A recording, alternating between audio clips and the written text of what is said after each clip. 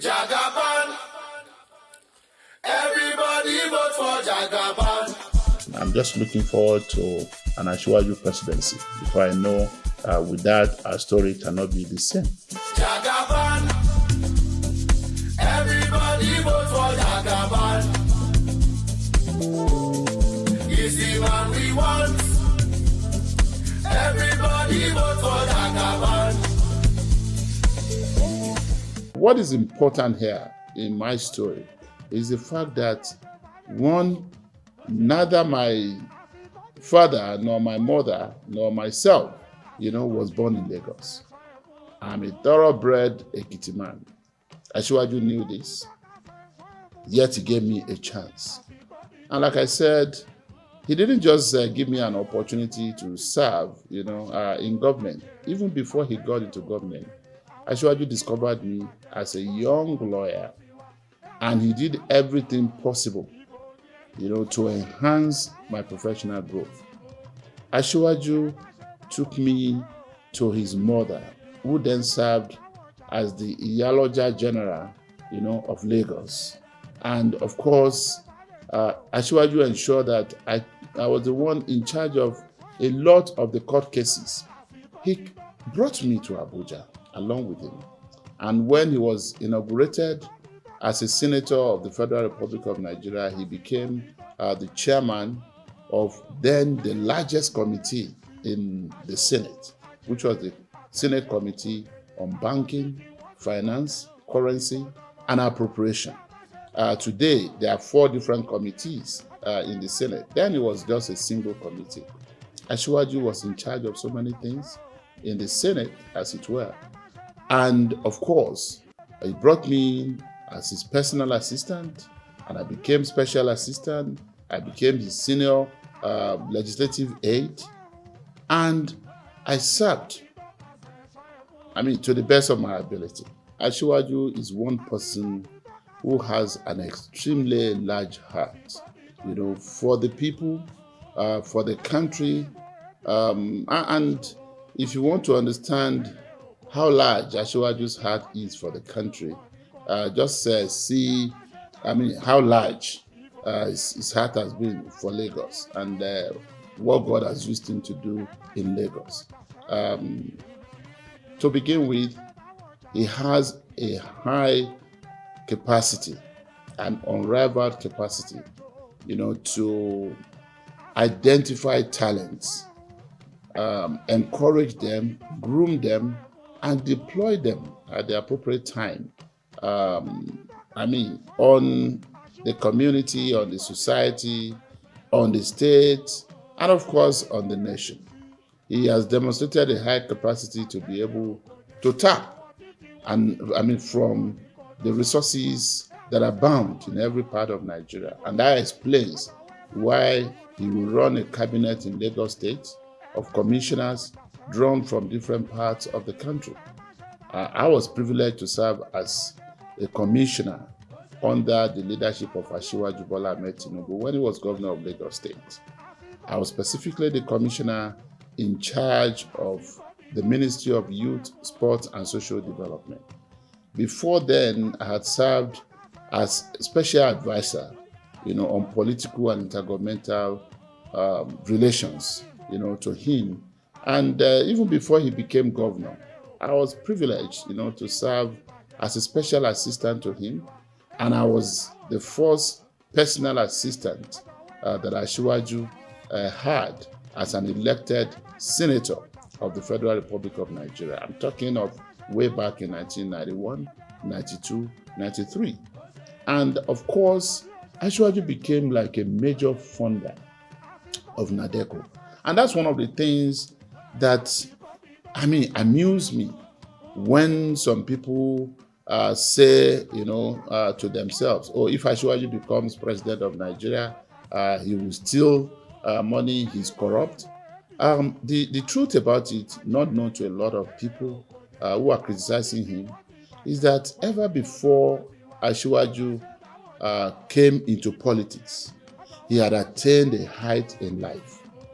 Asiwaju had worked for Fortune 500 companies in the US, and had done a lot of investments in stock, in bond, and other areas of private, entrepreneurship. And then eventually he was seconded to Nigeria by ExxonMobil. And I use the word, consciously, secondment. Actually, he didn't come back to Nigeria to look for a job. He was seconded by, the oil conglomerate to come and work as treasurer of Mobil in Nigeria. And this was what he was doing when, a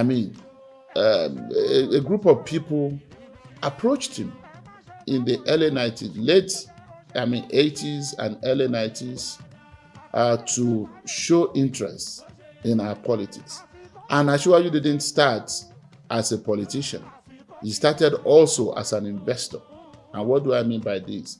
Just investing in the political career of people, investing in our collective efforts to bring about a progressive form of governance in this country. He funded a lot of our political organizing and struggles. And this was the situation up until 1991, when it was time to hold the National Assembly elections. And some of us felt we needed someone with a deep pocket who could run for election as the candidate of our party, the Social Democratic Party, in Lagos West Senatorial District. He wasn't supporting us all along. He wasn't supporting our struggle because he wanted to contest election. He was doing that because he believed in our political philosophy, and he also believed that he needed to encourage the younger generation, to participate meaningfully in governance. And he also wanted to encourage the progressive, elements to also participate in governance, in this country. And as he was assisting us in Lagos, so he was assisting people, in other states. And at the end of the day, we had to go to Iyaloja, we had to go to his uncle, Alhaji K.O. Tinubu of blessed memory. We had to go to a number of people who we knew, would have Asiwaju's ears, just to convince them on the need for Asiwaju to accept to come and run for election as a senatorial aspirant of our party, hoping and praying and knowing that he would emerge as the senatorial candidate of the party for Lagos West. And when he eventually agreed to give it a thought, of course, he went back to discuss with his employers at ExxonMobil. His immediate boss at the time was Chief Pius Akinyelure, who was the director of finance, of ExxonMobil in Nigeria, with Asiwaju being the second in command as the national treasurer. And Chief Akinyelure said to him, "Wait a minute, Bola, what are you trying to do? You want to go into politics?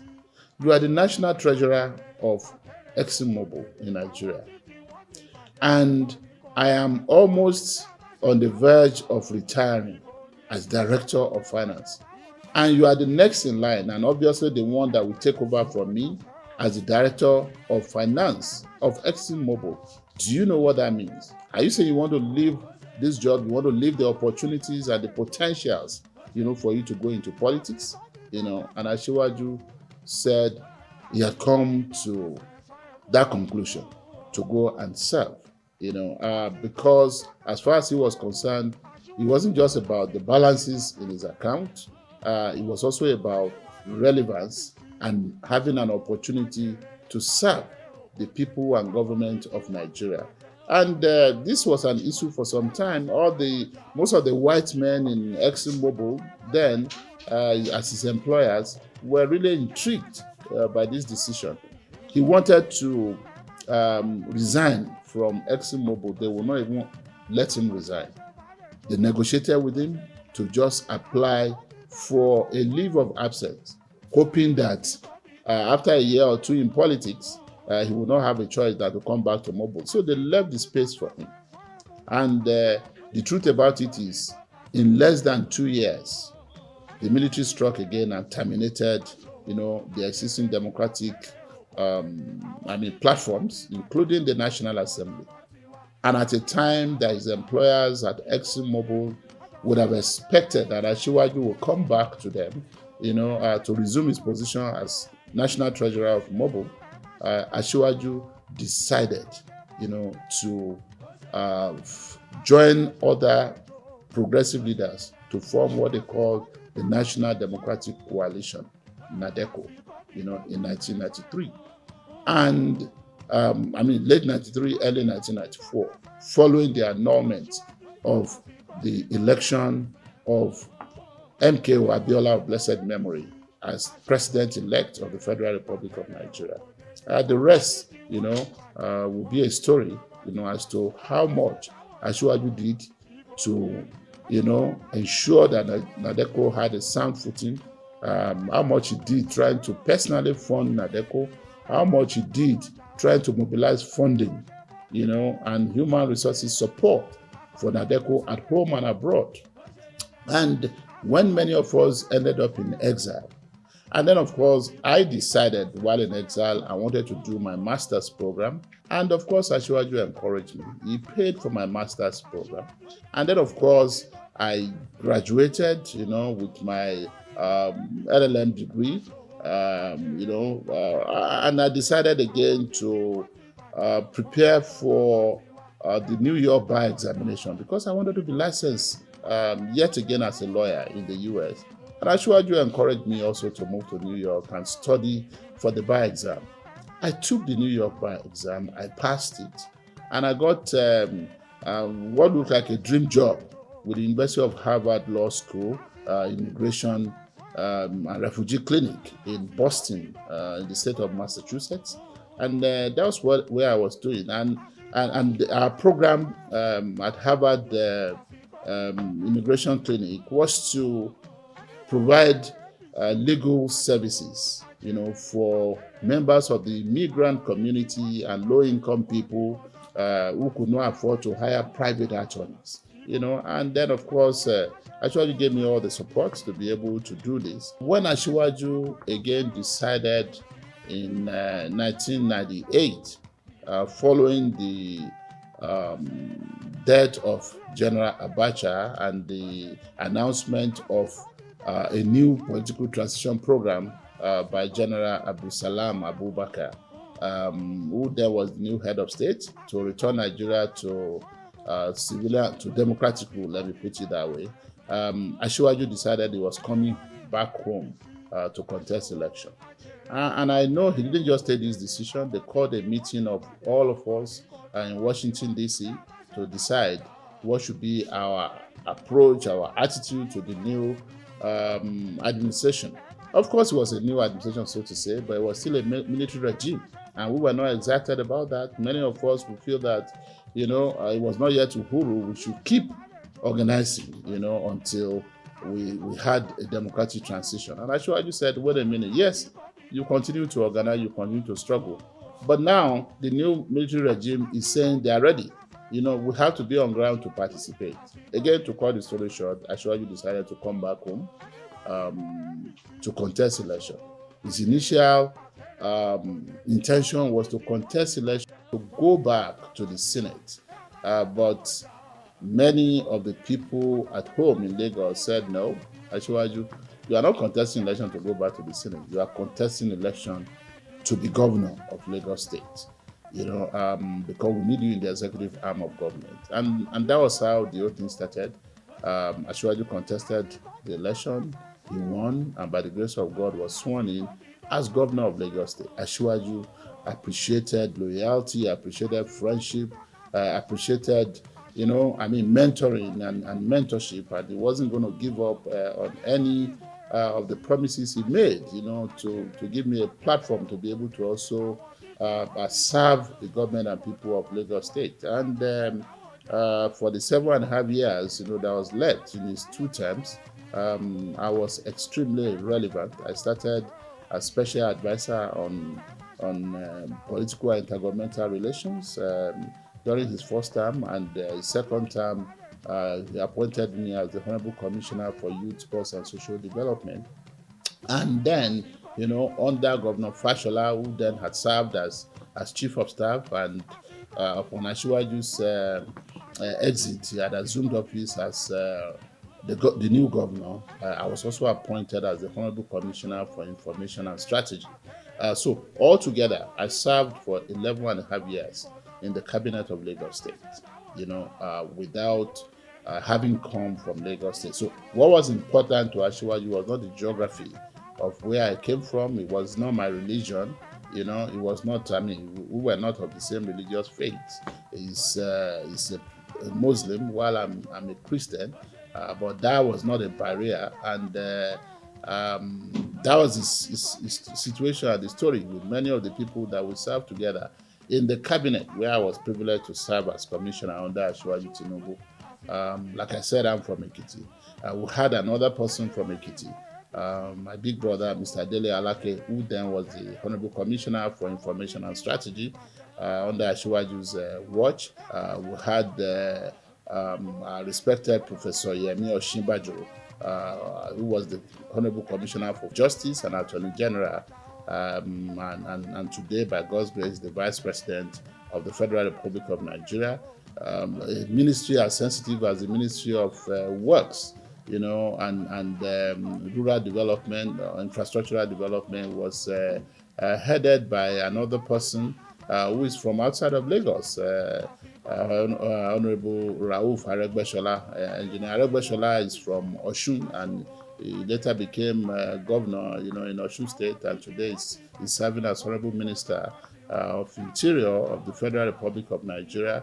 And then we'll have Mr. Bayo Adewusi from Oyo State. We have Chief Femi Lanleng, who is a popular chief in Ibadan. Also from Oyo State. We have, Mr. Ben Akabueze as the commissioner in charge of budget and economic planning for Lagos State. We had Mr. Lai Muhammad in that cabinet. He started as chief of staff, and today he's the Honorable Minister of Information, National Orientation for the Federal Republic of Nigeria. He's not from Lagos, he's from Kwara State. So that was our story. Asiwaju himself is a case study, in leadership and in mobilization of human resources and intellect. Asiwaju is a case study in human capital development. And today, at a time like this, in a country like ours, where ideas, are meant to rule the world, and a country that's almost at a standstill because so much has happened and so much is still happening. We have had an administration in the last 7.5 years, going to 8 years, that came to right a lot of wrongs, but the enormity of what had gone wrong, had been so deep that it would take more than 8 years, to actually bring the country back, on its knees. It's a time that we need somebody who will have the personality, the grace, the scientific understanding of what is wrong, the scientific understanding of what is to be done, and as much as possible, who will also have the courage to take decisions, and be able to stand by his decisions, and will be able to also descend from an Olympian height, where power and leadership put you a lot of time, to the level, where he can really work with the people, work with different segments of the society, different sectors of the society, the youth, the women, the students, the professional groups, and as much as possible, the gatekeepers of the country, and the international community. It's important that we get someone who has the maturity, who understands the language of leadership. For me, if you look around you today, beyond rhetoric, the person that keeps coming back to you, at least among all those who are jostling, to be president of Nigeria today, is His Excellency Asiwaju Bola Tinubu. Sometimes I wonder when the Emir of Borgo, Senator Adetoro of blessed memory, gave Asiwaju the title of Jagaban of Borgo. The title was funny to us. We asked them what is the meaning. I remember when we went for the installation, of Asiwaju as Jagaban Bogu. We kept asking everybody, what is the meaning of Jagaban?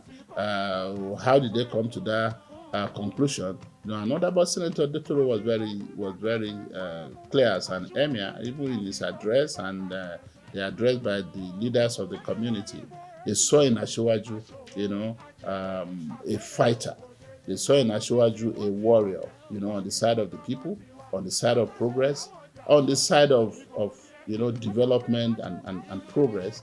And today, everything is manifesting. Asiwaju is the architect of the new Lagos. And he said this, some people don't want to hear that, but nobody is saying without Asiwaju, there will not be Lagos. Lagos there was before Asiwaju was even born. And when Asiwaju is grown up, when he's old and gone to meet with his creator, Lagos will still be there. But what is important is that, God has used him to create such an impact that no one can deny. God has used him to change the face of Lagos. It's a new face of Lagos. And we'll be playing the ostrich if you pretend not to know how the new Lagos came about and how God used Asiwaju. And today, it's no longer just about Lagos, it's now about the Federal Republic of Nigeria, a part of which, is Lagos. The nation is waiting, for intervention, and I have no doubt that by the grace of God, Asiwaju will be a solution yet again, in Nigeria, the same way it had been in Lagos. And Asiwaju will also have a bigger opportunity to identify more talents across the country and deploy them, on the development of our country. We look forward to that. So I look forward to 2023, with a lot of excitement, because I know that definitely the new Nigeria that we have all been looking for and that we have been working towards, and I know the current administration has worked so hard, to attain. Asiwaju will be here to consolidate, on the efforts of the current administration by making sure that flowing from what has been done in the last 8 years of the President Buhari administration, that Asiwaju is able to hit the ground running. Having worked closely with him is based on me being a part of his school of politics, and I know he's a very passionate person with a lot of empathy for our nation, for the less privileged, and he also has continued to roll with the privileged population of Nigerians, because he has a way of trying to reach out to everybody, and he believes that his own form of leadership should touch the life of everybody, either young or old, either rich or poor, either man or woman, either Muslim or Christian, or even those who don't have any religious faith that they prefer. So these are, issues that will need to be canvassed, at the fullness of time. And I also know that Asiwaju has empathy, for people. And if I also say that from a personal experience, I will tell you of how Asiwaju still continue to help me to pay tuition fees for my children in the United States, even when I served as commissioner, in his administration. When everybody would have assumed that I had money, but because he knew my capacity and he knew I needed help, he would always be there. So I have a relationship with him, and I'm hoping and trusting God that I'll be able to leverage on that relationship, even as a senator of the Federal Republic of Nigeria, to make lives easier, for the people of my senatorial district, for the people of my state, and for Nigerians at large. And I'm sure many of us have similar stories and similar leverages, that they can use to better the lots of their own people. But most importantly, whether you have access to him or not, he has a political philosophy that cuts across, that will lead to the emancipation of the downtrodden in this country, and that will lead to economic prosperity which in turn would affect everyone in Nigeria. And I'm just looking forward to an Asiwaju presidency, because I know with that, our story cannot be the same.